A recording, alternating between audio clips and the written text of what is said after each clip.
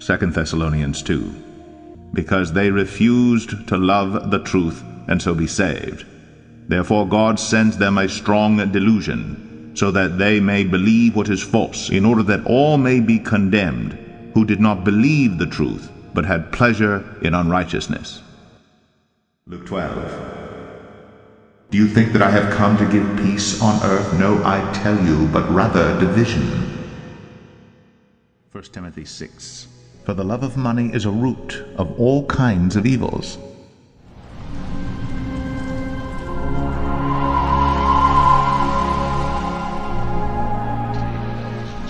It's not Bush, it's not Clinton, it's not Obama, it's all of them obeying the forces from on high. Ephesians 6. For we do not wrestle against flesh and blood, but against the rulers, against the authorities, against the cosmic powers over this present darkness, against the spiritual forces of evil in the heavenly places. France becomes the world's fourth nuclear power after detonating an atomic bomb.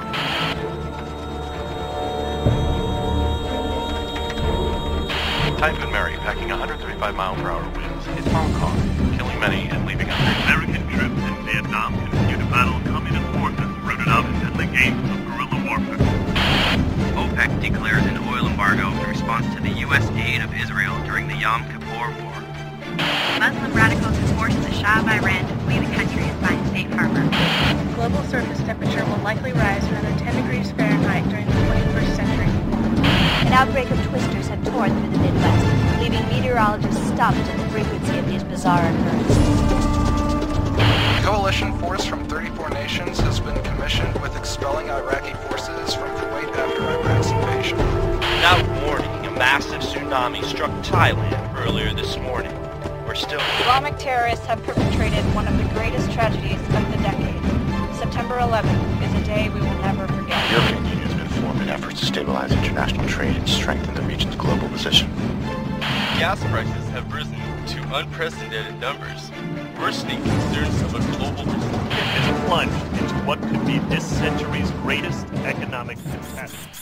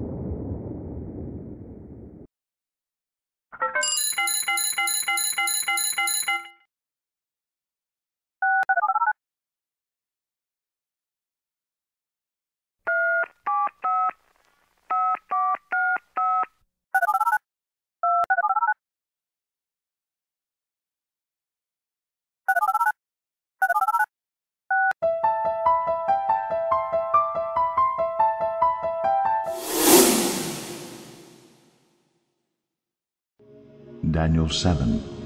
The first was like a lion and had eagle's wings. Then as I looked, its wings were plucked off, and it was lifted up from the ground and made to stand on 2 feet like a man, and the mind of a man was given to it. He that hath ears to hear, let him hear. Let the reader understand. He that hath ears to hear, let him hear. Let the reader understand. If anyone has an ear, let him hear.